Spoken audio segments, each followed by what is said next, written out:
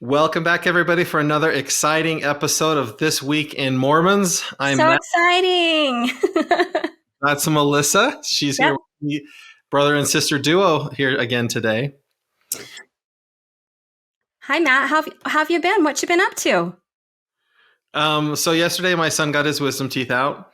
Oh, I had to teach classes pretty much all day. So anyhow, we went to Rexburg because the dental work is way cheaper in Rexburg. okay. We left at 5 a.m. I went in for him to get his wisdom teeth out. And then I thought, well, I'll just teach class while he's getting his wisdom teeth out. You're such a good dad. Yeah, but it didn't go very well because you actually need to have parental supervision. So anyhow, after he was done, the dentist is like, okay, so we put him, I didn't know they were putting him to sleep. So Oh, so he wakes up and they're like, someone has to be with him for 24 hours in case there's a problem. And I'm like, I can't be there for 24 hours.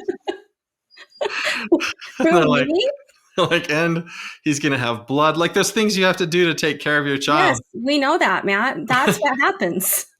Yeah, I'm a dad, Uh-huh. so I don't know.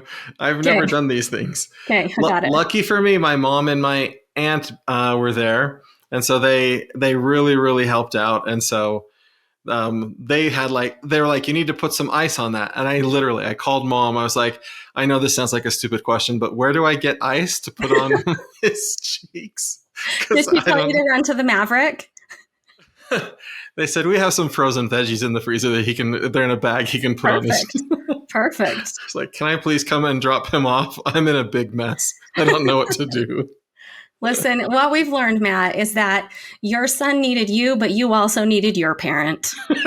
That's right. That's what we learned. You never stop being a parent to your children. Or needing one. Yeah. That's right. Yeah. What about you? Let's see. Two big things happened since we last talked. First of all, I became an official empty nester. So our youngest daughter officially moved out. It is me and my awesome husband and my dog. Life is quiet but magnificent. It's very good. You really like being an empty nester? I love it. Yeah. Well, Are there? I'm an introvert, so I don't mind alone time. I love alone time. In fact, I love quiet time. So that's awesome. And I love my husband. Like we get along great. We have fun together. So, it's great. I love it. I'm only like halfway empty nester, but I'll tell you the thing that's hard for me is it's like I have to schedule time to talk to the kids. Like I used to be able to just, they're in the room or whatever. So I just say what I want to say and then we're Right. done. But now it's Yeah. kind of like a production in order to interact with them. And that's harder Yeah. for me to like Just schedule interact stuff. with them less. Just kidding. You know what actually has been working really well is the Marco Polo app.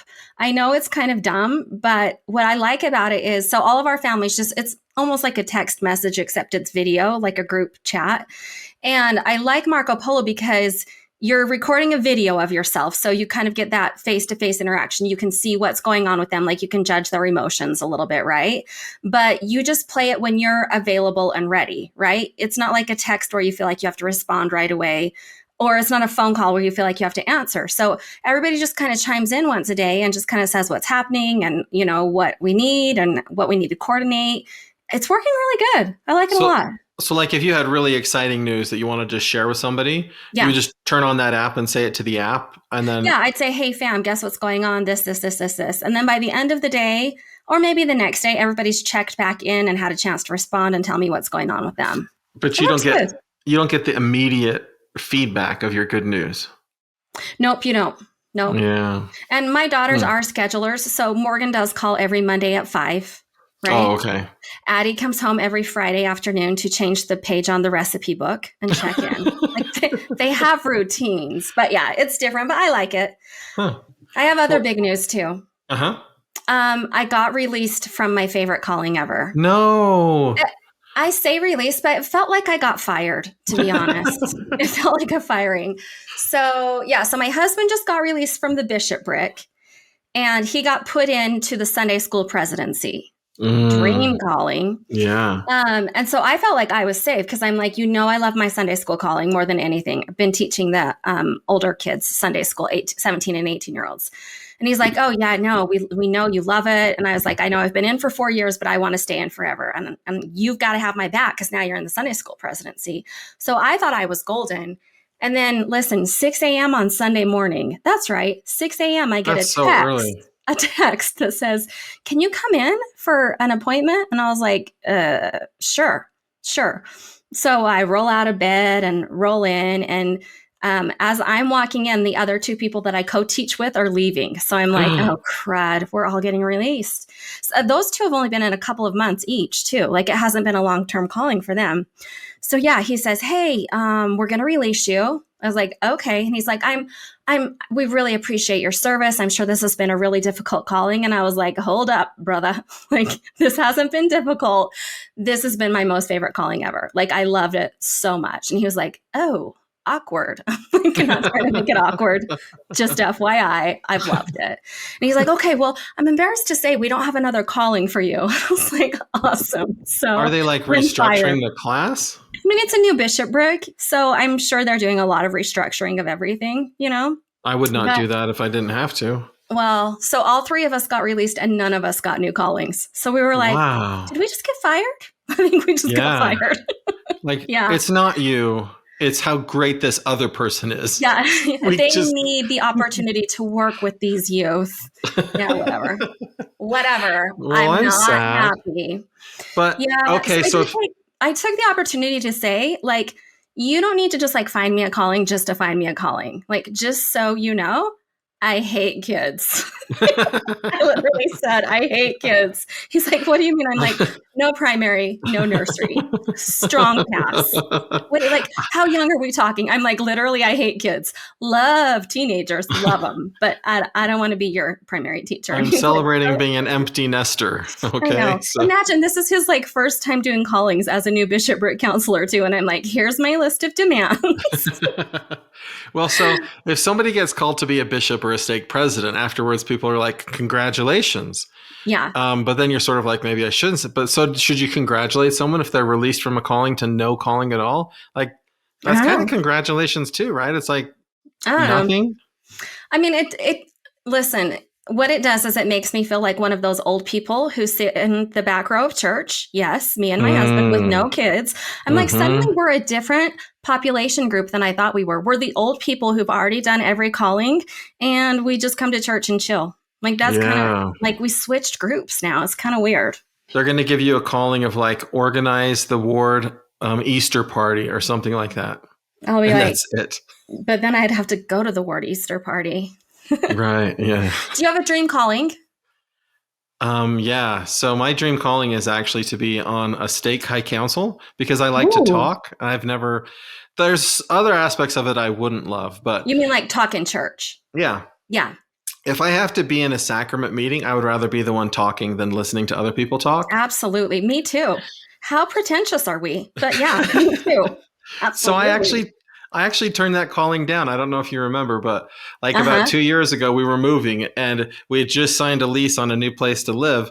And the Sunday before I moved everything, the stake president called me in and he's like, we're calling you to the stake high council. And I was like, oh my goodness, this is a tender mercy because I don't have to do the calling, but Heavenly Father knows if there was one calling that I would ever want, it's that one. So it's him saying, I love you. You don't have time for this right now. Go do your other stuff in your life. That's fun. That's fun. It's nice to be called and not have to accept the calling. Absolutely.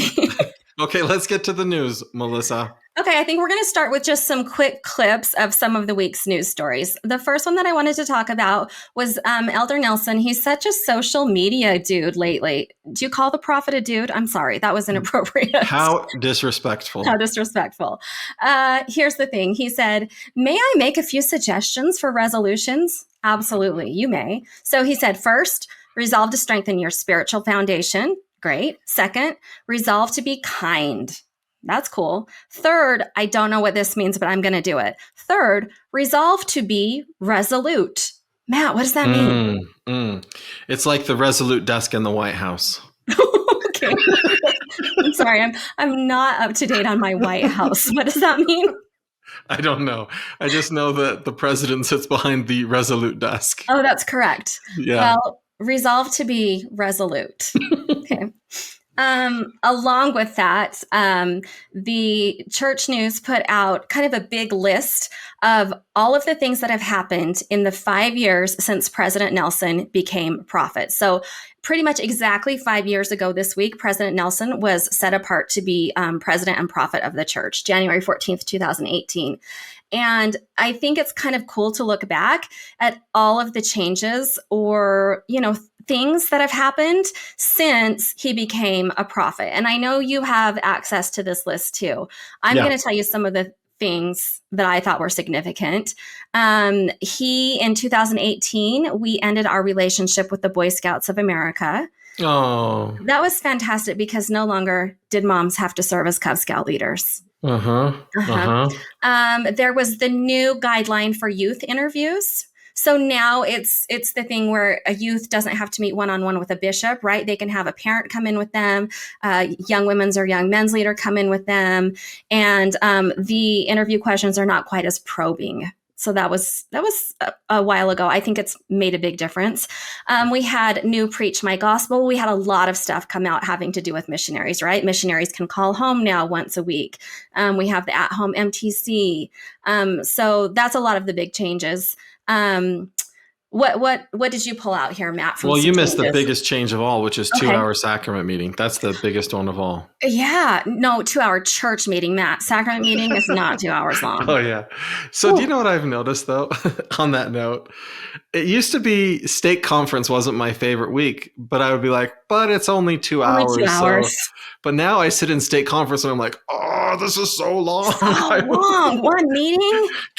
When are we going to have 2 hour or 1 hour stake conference? And why can stake conference not be from home via Zoom anymore? Like that was the golden era of stake conference. That was pretty when nice. You just sat home and watched it. Yeah. We're such spoiled church members. My favorite, because I'm a man of division.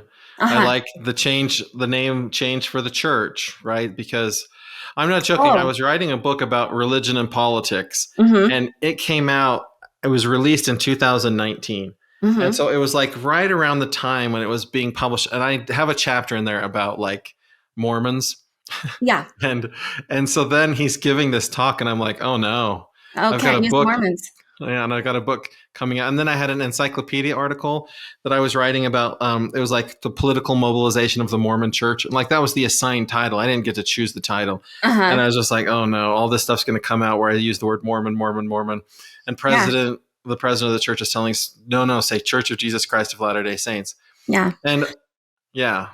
Well, it just goes to show how good of a Mormon you are, because you're not a good Mormon because you said Mormon. How good of a member of the Church of Jesus Christ of Latter-day Saints you are.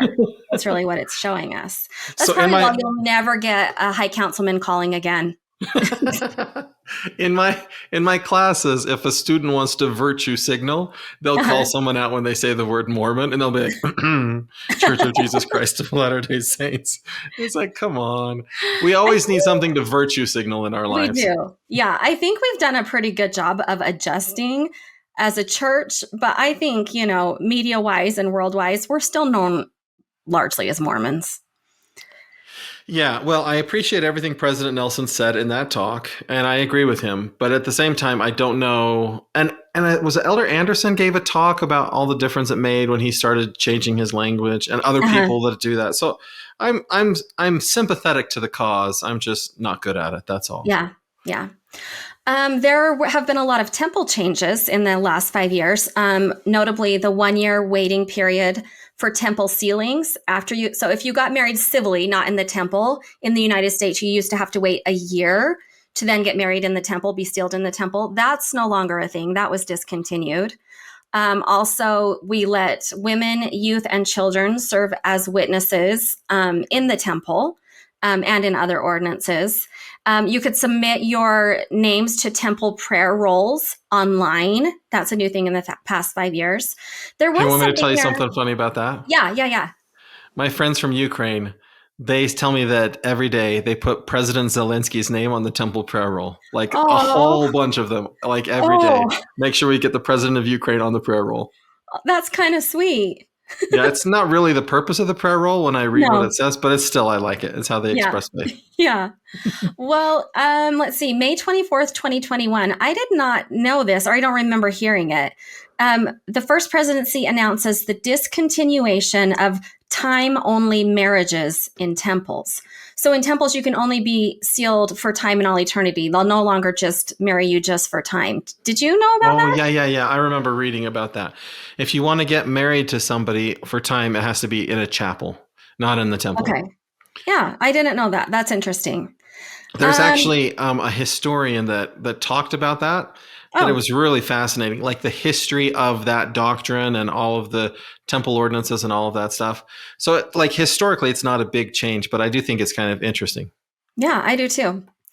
And a lot of the more recent changes we talked about in our wrap up of the year last time we recorded. Anything else here notable that you wanted to mention? Nope. I think it's fun to live in an era with a prophet who is not afraid to say, let's make some adjustments. We're a worldwide church. We're trying to be more inclusive and let's adjust things that can be adjusted. I think it's cool. Yeah. So the next story we're going to talk about is related to two temples. So Mexico City, it takes about 3 hours on average to get from one end of the city to the other. And so there's a story out there about that's the reason why they're building 6 new temples in Mexico City to make it easier for people who live in different parts of the city to get to the temple without going through all of that congestion and all of that traffic. Yeah, that is such a big city. I can't even wrap my mind around it. Um, I like when they made the announcement of 4 more at the last conference, 4 more temples in Mexico City. I was like picturing Provo, Utah, right? Like Provo with like 2 or 3 temples, and or even just like that whole valley has a lot of temples. But this is an enormous city with an enormous population, and yeah, I think it's cool. Yeah, and there's another fun story about some saints who had to cross the Congo River by boat in order to get to the Congo temple. So Hmm. even though the temple's not like geographically far away, they had to find a way. There was 41 church members that had to find a way to cross the Congo River, and of course they had to wait for the COVID restrictions to ease, and they had to save their money and all of that stuff. But it's kind of fun the different experiences people have around the world just trying to get to the temple. Yeah, yeah. Yeah, I think we do take for granted a lot our access to the temple. I do think that there's countries where your closest temple is in another country. Like you have to have a passport to get to the temple, you know? Yeah. There's just situations that we really don't think about and dedicated members who really care about it. Yeah. And when they get to the temple, they stay there for days doing all the ordinances they can because they Yeah. finally got to the temple. Yeah. Yeah. When I first moved to Kansas, I was talking to some of the people who'd been there for a while, and they said that before the Chicago temple had been built, they were in the Manti, Utah temple district. Like, Wow. yeah, there were, and it was, I think they said it was like an 18-hour drive for them to get to the temple. But it's just crazy how things are now, right? Like there's Yeah. just temples everywhere. And there was a time when I was in Kansas when my friend who lived in Kiev, they had just built the Kiev temple. And I was like, wow, it's easier for you to get to the temple than it is for me to get to the temple. But Hmm. it's not like that anymore. Temples are almost everywhere. Yeah. Okay, our next story is we're changing to a new Come Follow Me area of study for this year. We're switching to the New Testament. And I think this is our second time going through the New Testament in Come Follow Me. Does that sound right to you? Yeah, I think that's right. Okay, so we've kind of run through everything. The things that are kind of in the news about this is the church is putting out a lot of things to help us differentiate the way that the New Testament is as a teaching tool. So just to kind of keep in mind as we're learning and studying the New Testament, that parables are the way that a lot of the New Testament is taught, right? So to understand what a parable is, learn a little bit about parables, and then also to kind of get to know the authors, right? So we've got the Gospels, Matthew, Mark, Luke, and John, and they use different stories, different parables to teach a lot of the same things. And that as we're studying the New Testament, we just need to keep in mind who the author is and what their intent Testament is, and that different people, including authors, can have different interpretations for things that happen. I think that's kind of good to keep in mind as we're studying the New Testament. I know that every book of scripture has its own challenge, right? Like the Old Testament, I think people were afraid to death to learn and to go through. I loved it. I learned so many things. But what we just need to understand is that now we're doing the New Testament, and it has its own different challenges too. Hey, have you heard of this app called Blue Letter Bible? I feel like you've told me about it before, and then I promptly ignored you. So you tell me again, and I'm going to listen better this time. Blue Letter Bible is an app that will let you have any version of the Bible you want. You can choose any language and any edition. So, and you can have them side by side. So I set up my Blue Letter Bible to have King James on the left and then the New Living Translation on the right. The New Living Translation is like the most plain English translation you could get. Yeah, I love that one. Yeah. And I found in the Old Testament, it was so great. We would sit in Sunday school and people would be like, what in the world does this mean? And I would say, let me read it for you in the New Living Translation. And then I would read it to them. And so I've started this year with the New Testament. I only read the New Living Translation, and I'm somewhere near the end of Matthew. And it's not like it's new stuff that I haven't heard before, but it's just different. And I'm not that great at that old English stuff. And so it really, really like brings insights. But sometimes my wife will like challenge me on it. She'd be like, where does it get that translation from? And I'm like, I don't know. It gets it from wherever they get it from. And sure, but you could open up 2 or 3 different translations at the same time in the app is what you're saying, and kind of compare them. Yeah, and that's like cool. Today I read there's this section of Matthew where there's a demon that they can't cast out, and Jesus does it, and the apostles say, why couldn't we do it? And he says, because you didn't have enough faith. And then there's also this verse that says, and this kind of demon doesn't get cast out unless by prayer and fasting. That's the New Living Translation language. But it had a footnote there that said, lots of manuscripts don't include this verse. So you also know, like, oh, some manuscripts completely leave that verse out. It's in the King James, it's in the New Living Translation, but some of them don't even have it at all because the translator said that verse isn't there or shouldn't be there or something like that. Okay. Yeah. Okay, I would like to publicly pledge to you that I'm going to try your app. Blue Letter Bible? Yeah, Blue Letter Bible. It's really, I like it. Hey, should I be professional and say we'll put it in the show notes? We won't, I don't think, will we? Yeah, we won't do that. That's easy to remember. Yeah, that's cool. Thanks, Matt. Yeah. Okay, so my story is about the new youth theme for the year. The new youth theme comes from Philippians, and it's I can do all things through Christ. And the logo that the church is using is a cairn, C-A-I-R-N, a cairn rock formation. So, like the stacked rocks? Yeah, so do you ever see those when you're hiking? Yeah, I love to hike and I love to set up cairns. And then I always get told, listen, you got to do it right or not do it at all. But I just think they look pretty, but they're supposed to give you directions, like tell you that you're on the right path. And anyways, I'm a subversive hiker, I suppose. I kind of hike a little bit, and I had no idea what these things were until today. Oh, really? Yeah, so I don't know if you saw the movie Blair Witch Project. I did not. In the Blair Witch Project, they have those things like, anyhow, they're in the woods, they're lost, they're trying to find their way out, and they make these little, now I know that they're called cairns. And I let my boys watch that show on VidAngel, so it was edited. But it was a little bit before they were they were mature enough to do it.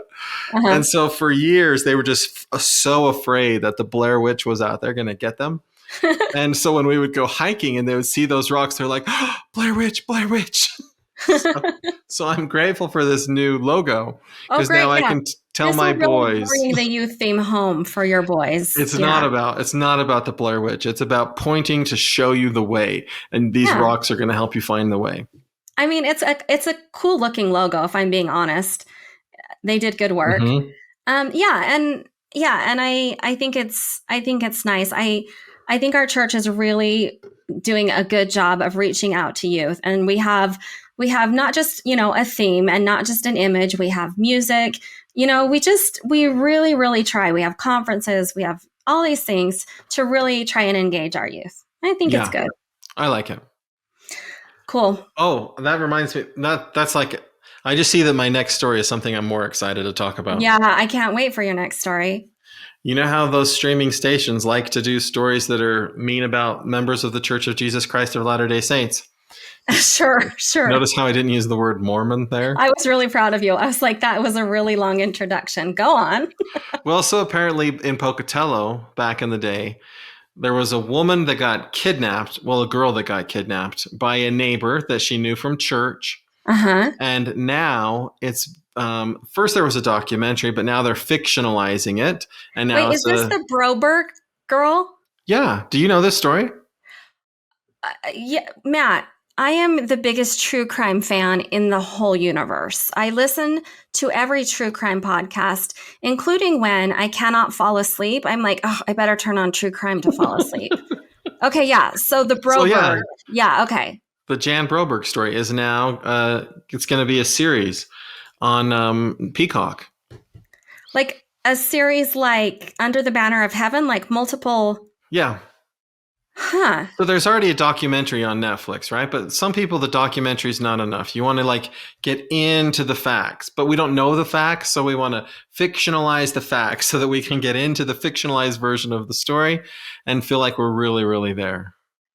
Okay, I'm reading this link to this article that you sent, and I've got to say, I feel like this is going to be a very negative portrayal of the church because listen to this paragraph in the article.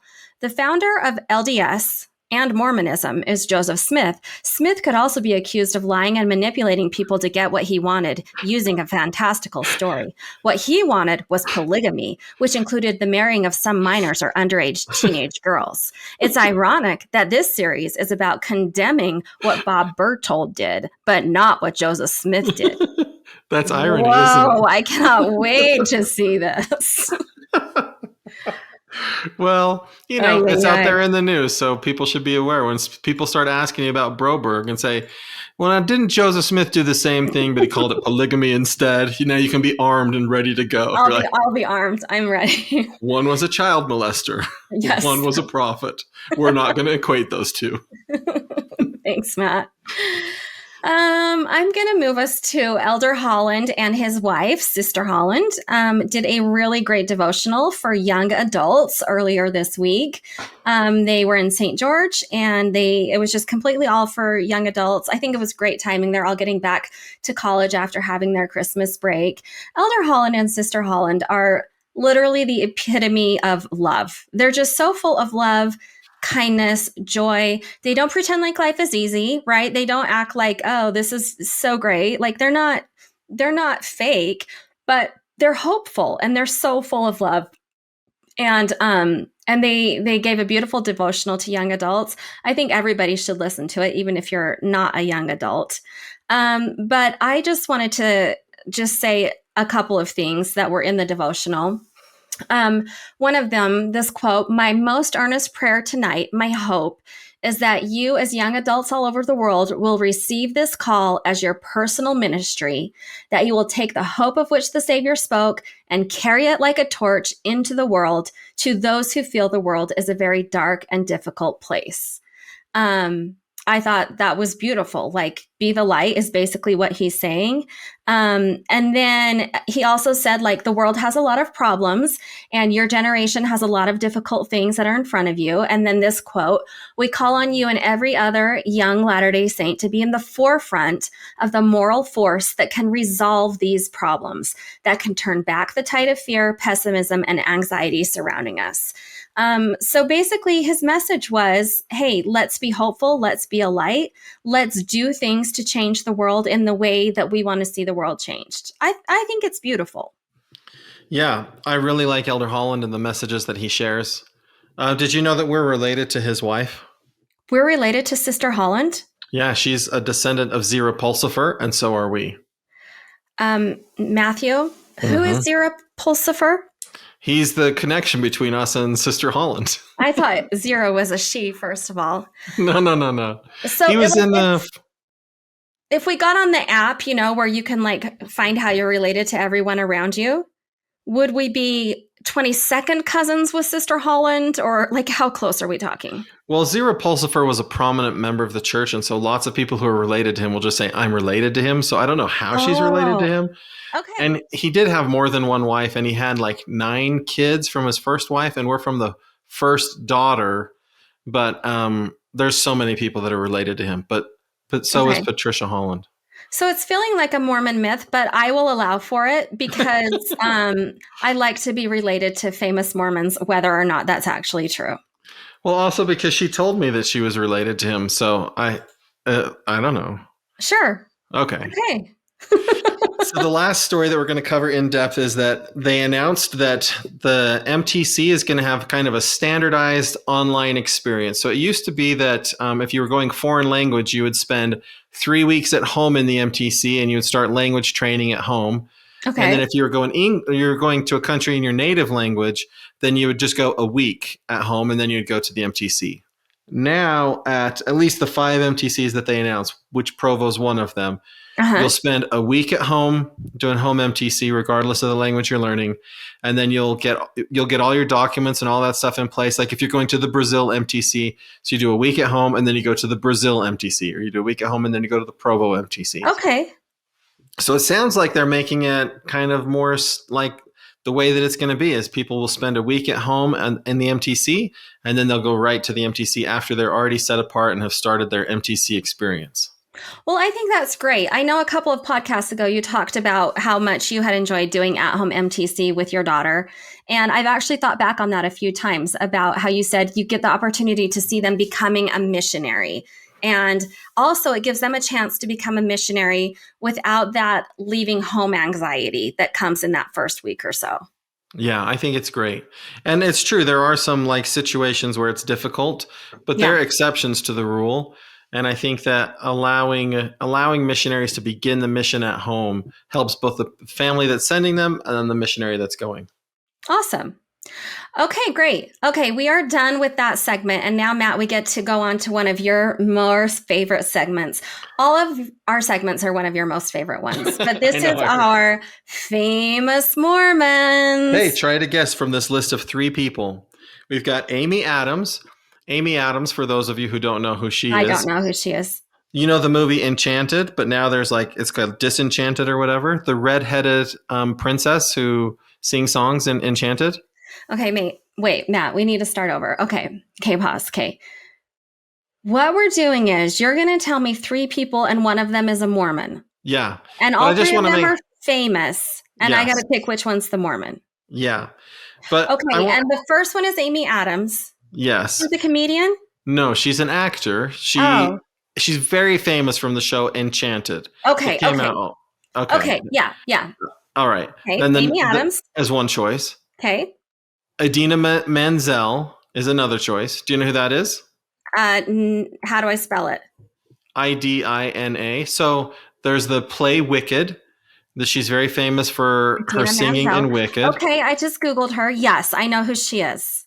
Okay. She's an option. And then the last choice is Jeremy Renner, who plays Hawkeye in the Marvel movies. Renner. And he's in one of the Jason Bourne movies. Yeah, okay. I'm also Googling him. He was recently hit by a snowplow while shoveling his driveway. He's the Mormon. Only Mormons shovel their driveways. Oh, good guess. But you're wrong, Melissa. Okay, wait. Let me think again. Jeremy Renner, Idina Menzel, Amy Adams.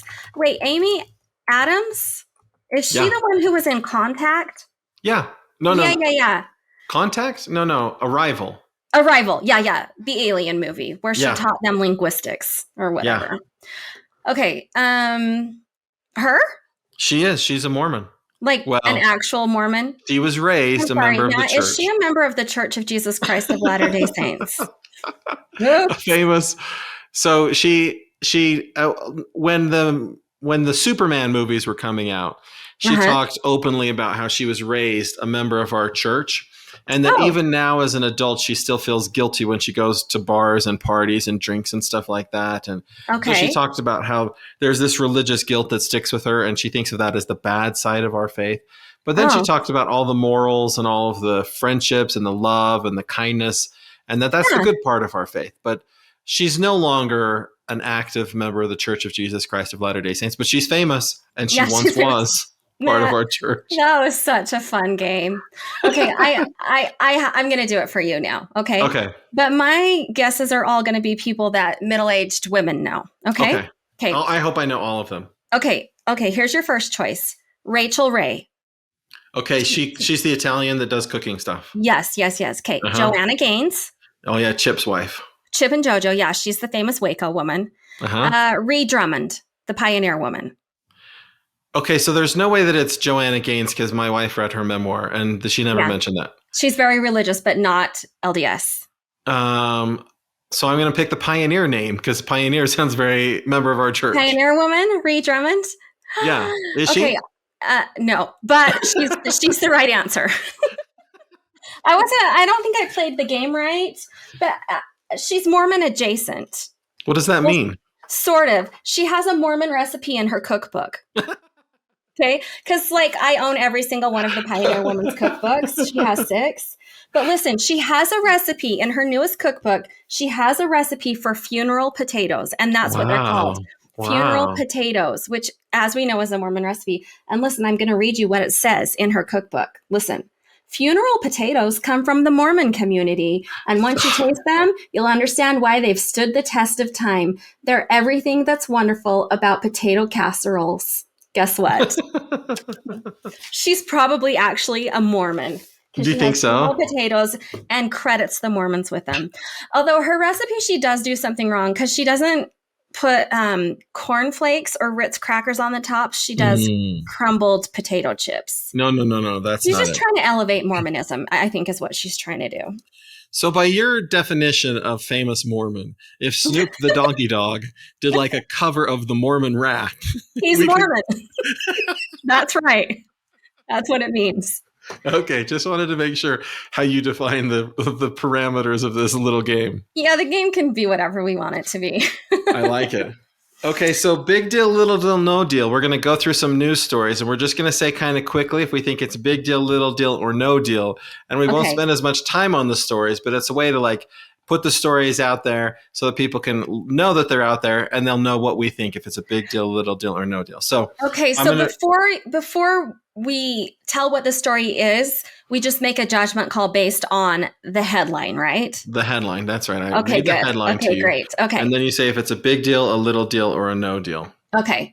Okay, so my headline for you is slower than expected church growth. Is that a big deal, little deal, or no deal? Say it in 3, 2, 1. Little no deal. Oh, okay. Tell me why that's a little deal. Well, I think that we are, as members of the church, we're concerned with growth, right? Missionary work is a big push of what we do, and then also engaging current members. So I think if we're not growing as fast as is expected, that's a little bit of a deal. You say no deal? Well, because it's all about predictions that people made forever ago, right? They said in 20 years, the church is going to be a major world religion with 36 to 121 million members. And we don't have that many. So that's no deal at all. That just means that somebody got their prediction wrong a long time ago. Okay. To me, that's a non-story. Someone thought it would be so much. It wasn't. Do you think the church needs to work on ways to improve growth? No. Yeah, we're doing a good job. I think that growth has never been the goal. Yeah. Right? The goal is sharing the gospel. Yeah. And then people do what they're going to do. And I growth, agree. if growth is your goal, then you're doing something wrong as a church. You celebrate every time a person joins the church, and you do everything you can to keep them in. But the numbers themselves, I don't think anyone should care. I really don't think so either, especially because agency is such a big principle in our church, right? We want people to join the church because that's what they choose and that's what they know and feel is right.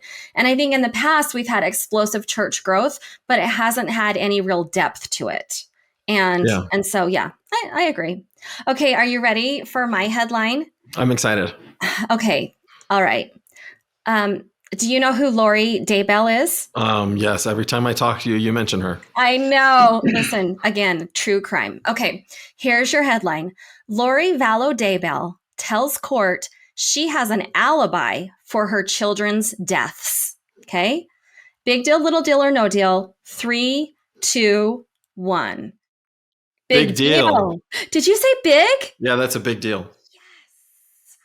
Listen, I think this Daybell story is one of the biggest of all time, and I don't want to like retell the whole story, but just in case you're lost, Chad and Lori Daybell, they got married under weird circumstances. They started to have some really extreme church beliefs, although they still considered themselves active members of the Church of Jesus Christ of Latter-day Saints. They became kind of extreme and kind of into end times and started believing in zombies and the world is about to end. And eventually were charged with killing both of Lori's children. They are charged with killing Chad's wife, and Lori is also charged with killing her previous husband. But Lori Daybell hasn't said anything for a long time. She's been deemed mentally unfit. And now, even though she is still deemed mentally unfit, she has come out and said that she does not want to use the insanity or the mental illness as an excuse in her trial, that she doesn't need that because she has an alibi. And she has an alibi for when her children were killed. What she says is, her kids were killed at her brother's apartment, and she was at her own apartment a few doors down with some other people who can vouch that she was there and her children were not when they were killed. So she's saying, I have an alibi. I was not at my brother's apartment, and that's when they were killed, and that's where they were killed. And conveniently, Matt, that brother is now dead. Well, right. So did I do a good job telling that story? You did that was very concise. Did I seem like a true crime podcaster? Yeah, we might have to change genres. Okay, yeah. I think the reason it's a big deal is because this is the first time she's admitted that she was aware of her children being killed when they were killed. Right? That's true. So that's a big deal. Yeah. She knows where they were killed, for instance, right? That's a big deal. We didn't know where they were killed. Yeah. Very interesting. She also says that she and Chad Daybell should be able to communicate, even though they're both in prison. They haven't been able to communicate with each other, and that they need to be able to talk to each other before their trial. And so that's I agree. You got to coordinate those alibis, right? You got to get your story straight. You can't be like, I was in Hawaii when his wife died. That's right. Like, I don't know, somehow, like, what is his story going to be about how her children's bodies ended up on his land? You want to coordinate those stories. She can't be like, I had no idea. They just suddenly ended up in my husband's property. I think they are going to blame everything on her brother, Alex. Sure, and he's dead, right? He's conveniently died also. So not so convenient. I mean, for him, that's horrible. I do think that his death was ruled not murder and not accidental, but I do think it was convenient timing. Like, I'm still suspicious of it, but you and everybody else who follows the story. But we have to remind everybody, innocent until proven guilty in a court of law. And Chad and Lori Daybell do not have to testify in their behalf. They don't have to answer any of the questions. All they have to do is poke holes in what the prosecution says. And so they should have the right to communicate with each other so that they can coordinate, like, what holes they want to poke in the prosecution's evidence, because that's the foundation of our justice system. Matthew, you're really bugging me with your like really neutral take here. But what I'm thinking is, you are an Idaho resident, and with answers like that, you could get put on the jury. I know, but it's going to be in Ada County. I'd have to move to Boise, but it's not out of the question. I might do it. I hope. Stuff the jury ballot box to see if somehow I could be sequestered in Boise for a long time. Okay, let's move on. Okay. So, I have to get back to where I was at. Okay, so big deal, little deal, or no deal. Houston transfer. So the church has set up a transfer center for immigrants in the Texas region, Houston, in the Houston area. Okay. Is that a big deal, little deal, or no deal? 3, 2, 1. Big little deal. You said little deal?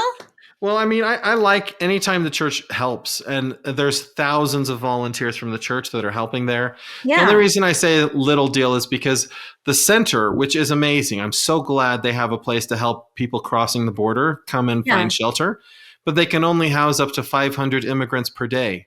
And there were 2.5 million that crossed that border last year. It's like a little drop in like what is needed. So that's why I said little deal.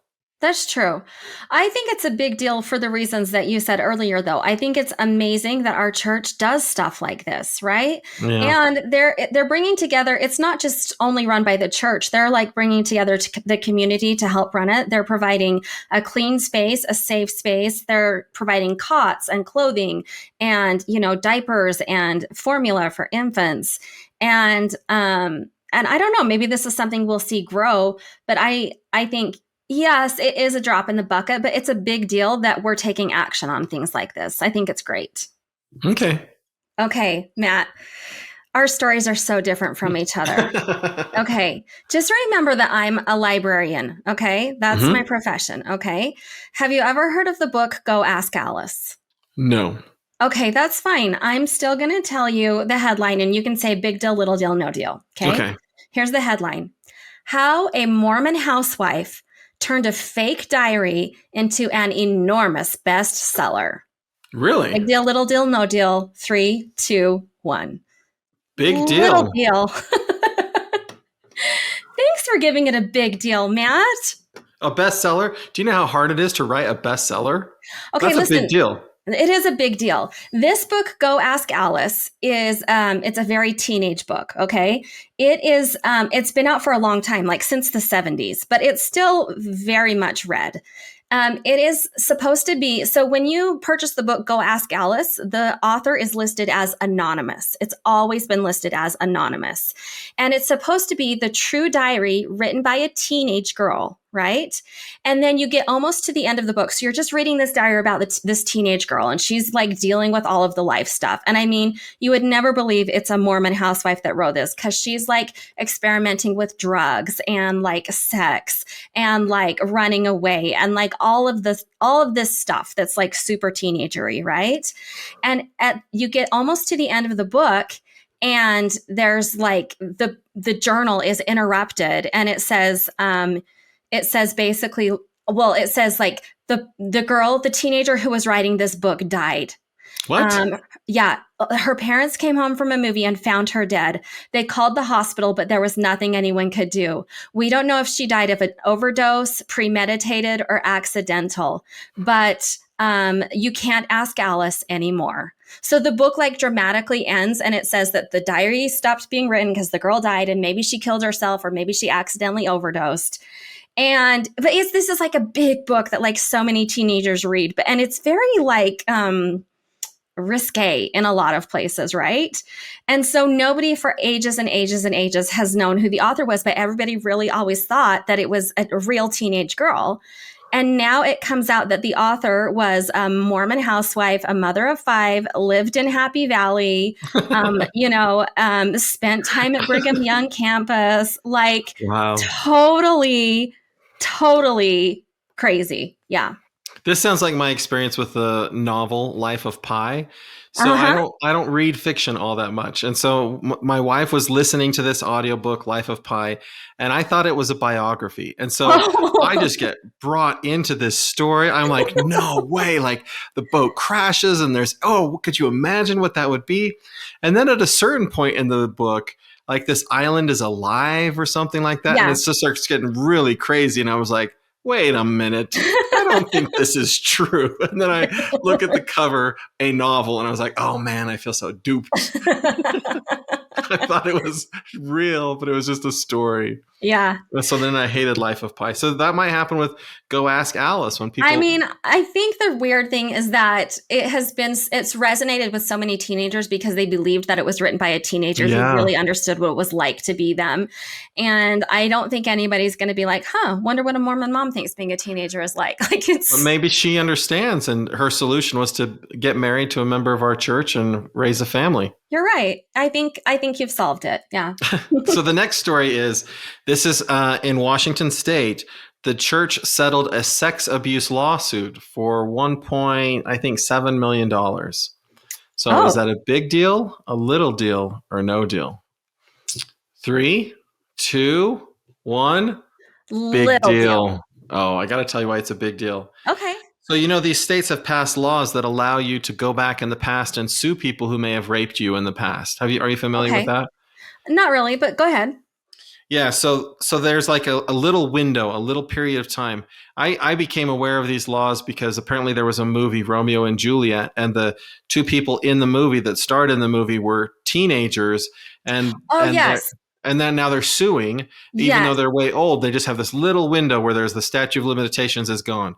So in Washington State, they're doing the same thing. There's this little window where people can sue for sexual abuse things that happened in the past, and the lawyer who settled this particular lawsuit says he has 65 other clients that are making claims against the church. Wow. So there are going to be a lot of these cases where people, and in this particular case, What was the amount? It was high, wasn't it? yeah, it was Would like you say? almost $2 million. Wow. So in this case, the young man was a child and he was raped at church in the bathroom while his parents were setting up for an activity. And they went to the bishop and talked to the bishop about it. And the bishop said, "Yeah, that young man's had other accusations," and then said to the family, "Please don't go to the police. I'm going to try and help this young man work things out without the Hmm. legal process." The Mm-hmm. parents actually went to the police. So Mm-hmm. this settlement is just because the bishop told them not to go to the police. Hmm. And and the church settled this one, and I think there's going to be more like that because back in the day, like bishops who knew, like there weren't the same kind of like instructions and training and things like that for bishops back in the day as there Yeah. are now. And so yeah, I think that that's a big deal only because I think it's just for a little while here there's going to be a lot of these. Yeah. Yeah. So, and the church is settling because it's just the easiest thing to do, or it's helpful to victims, or what's that, do you think? The church's statement is something like that we're settling because it's in the best interest of all the parties. Uh-huh. And Okay. the person suing is a member of our church. And it's like Uh-huh. he talks about how that was hard for him Yeah. to sue the church that he's an active member of, but he Sure. felt that accountability is important. And so Mm-hmm. that's why he went through with the lawsuit. Okay. Good. Yeah. Okay. This one's going to be kind of quick because it's not specifically LDS related, but it is related to our standards. So here's your headline: The Married Mom Advantage. Okay. Big deal, little deal, no deal. Three, two, one. No Big deal? deal. Oh. This is from The Atlantic, and it's just talking about some research about how adults have been faring over the last decade, but specifically through the pandemic. And they said that even though the pandemic was difficult for married moms, right? Because now you're not only working from home, you're supervising school and children while you're trying to do all of that. But what it said is that over the last decade, including through the pandemic, the most satisfied group of people overall are married women. So Oh. they're more they have more life satisfaction than childless women, than unmarried mothers, and then men. So married women are thriving. They have an advantage overall in life. So no, I'm sorry, not married women, but married moms. So Oh. I thought that was interesting from just a perspective of, that's kind of how most of us live our lives is as married moms in this church. And that statistically, that's good for us. You don't often hear that. No. I often hear it the opposite. Yeah. So it's interesting that that's what that says. Yeah. Yeah. Okay, so this story is there's a new Congress, and so new people have been elected to Congress. And the Okay. story is that the percentage of members of Congress who affiliate with our religion, Church of Jesus Christ of Latter day Saints, is roughly the same as the percentage of U.S. adults who affiliate with our religion. Okay. Ready? Oh, 3, 2, 1. No Big deal. deal. No, Oh no, no, no, no. we're opposite. It's a big deal.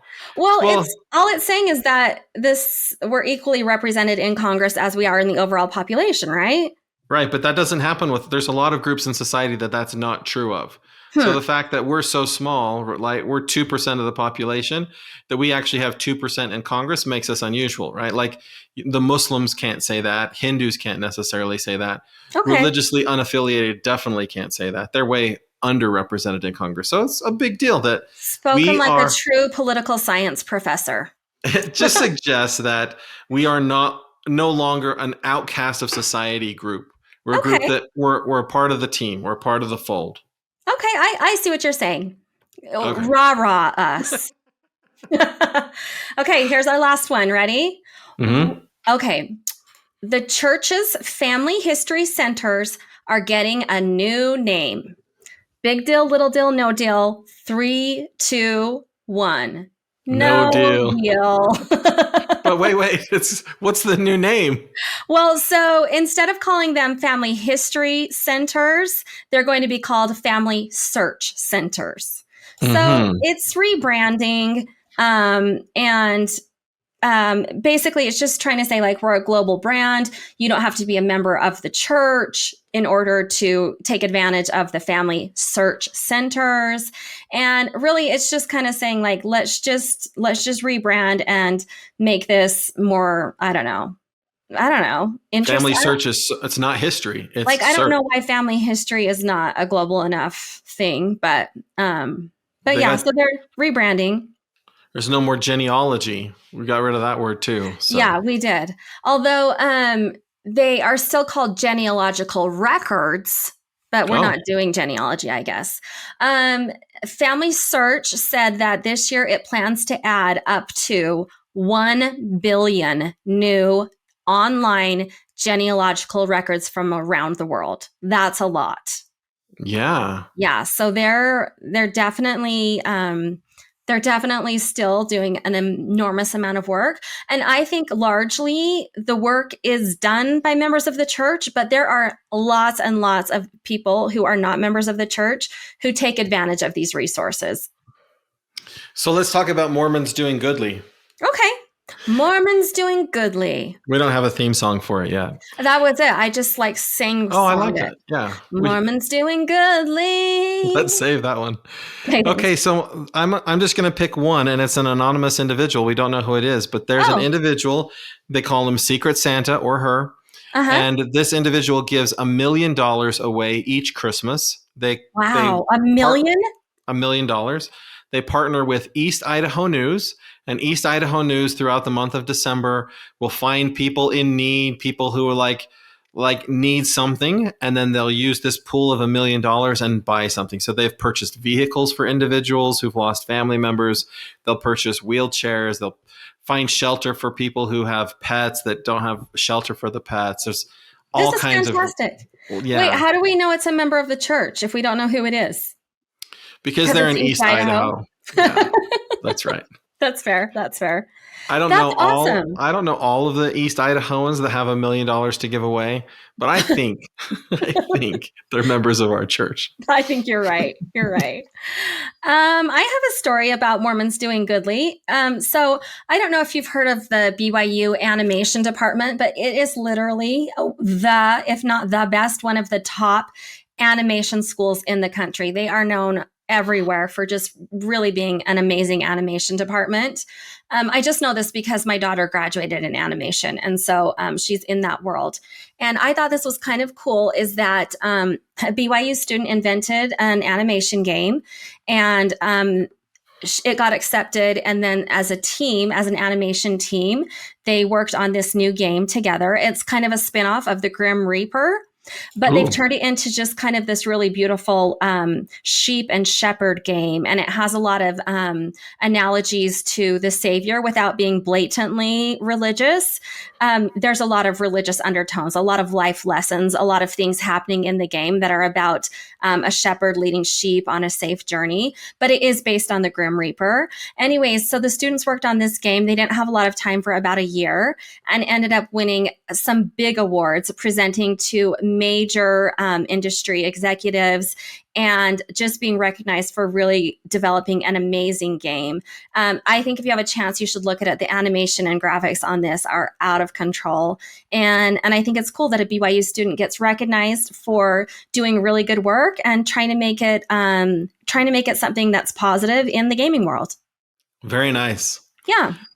Let's talk about this week in Mormon history. Oh, I love history.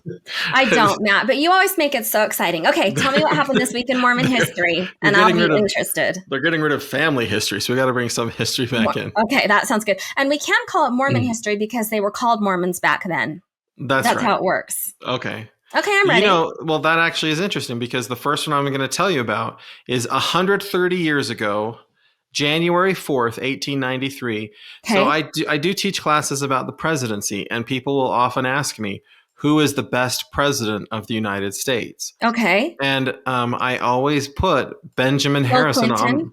Oh, Benjamin Benjamin Harrison on Harrison. my list of top 5 Huh. because 130 years ago, President Benjamin Harrison issued a proclamation of amnesty to all polygamists who had entered into that relationship before November 1st, 1890.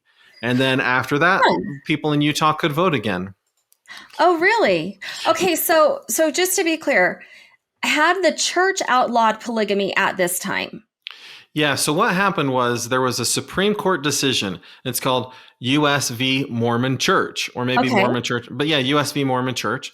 And in that Supreme Court decision, the Supreme Court said that the United States government could seize all the property of anybody who had ever practiced polygamy or anything like that. So Hmm. they could seize temples, they could seize individual assets, and all Hmm. these people could be rounded up. So basically, the Supreme Court said that if you are convicted of cohabitation or polygamy or anything like that, you can Mm-hmm. lose everything. And then after that, then there was the revelation ending polygamy. Okay. And then after that, then the church was really excited about the idea of not having these Supreme Court decisions enforced and losing everything, because Okay. there were procedures in place that were going to seize the Salt Lake Temple, for example, Huh. and put it in. And so they sent somebody on horseback. I think it was Joseph F. Smith, but I don't remember. Someone goes Okay. on horseback to Washington, D.C. with the proclamation that you have in the Doctrine and Covenants. It says, look, we no longer practice polygamy. Okay. And look, we're going to have a lot of Republicans in the state of Utah if you play your cards right, Benjamin Harrison. We voted for you. And so Benjamin Harrison then does this amnesty. And so all of us who ever practiced polygamy, we don't have to worry about going to jail and losing our property, and we can vote again and things like that. Huh. Okay, Matt, that was an interesting story. That was good. Tell me another one. Okay. Okay. This will be the last one. Okay. 35 years ago today, Okay. so January 3rd, 1988, so 35 Okay. years ago, roughly this week, single full-time missionaries arrive in Poland, the first communist democratic republic. First communist democratic republic also grants entry to LDS missionaries, as well as permitting its own citizens to serve foreign missions. So it happened in Yugoslavia 20 years earlier, and Okay. in Czechoslovakia, their government also allowed LDS missionaries in. So it was 35 years ago that missionaries from our church first started entering communist countries in Eastern Europe. That's not that long ago. No. Huh. No. Yeah, that is interesting. Okay. And that's Matt, that's This Week in Mormon History. That's what we have. There's another one about the John Birch Society, but I don't want it to be too political on this podcast. So, Oh, no, I've got to hear it. John Birch Society. I'm ready. Give me do you one know more. what the John Birch Society is? I have no idea. Okay, well, it's still around today. It's a politically active organization, but so 60 years ago, January of 1963, the first presidency announced, "We deplore the presumption of some politicians, especially officers, coordinators, and members of the John Birch Society, who undertake to align the church or its leadership with their political views." So they're saying, don't group us in with y'all, John Birch Society. That's right. Rude. I mean, I don't know. Necessary? Matt, I don't understand. Well, at the time, the coordinator of the Utah Birch Society was Reed Benson, Ezra Taft Benson's son. Oh. And so the first presidency, I think, just wanted to make people know, just because President Benson's son happens to be running this, it doesn't mean that it's church endorsed or whatever. Okay. Was this like one of the first times that the church was trying to make themselves politically neutral? I think that the church has been trying to make itself politically neutral since moving to Utah. Okay. Yeah. But yeah, I think that's a fair way to, yeah. Okay. That's a good, it's just a reiteration of them trying to be politically neutral in the 1960s. And that's This Week in Mormon History. I did it again for you. It's so exciting. Yeah. So listeners, we encourage you to subscribe to This Week in Mormons on social media. You can find us on Facebook.com, This Week in Mormons. on Twitter at The Real Twim. Or you can contact us by email at contact@thisweekinmormons.com. Any closing thoughts, Melissa, before we end? I'm really grateful for the way that you've improved throughout this podcast, and instead of saying Mormons, saying the Church of Jesus Christ of Latter-day Saints. And with that, we'll see you again whenever we see you again. Thanks Have a great week.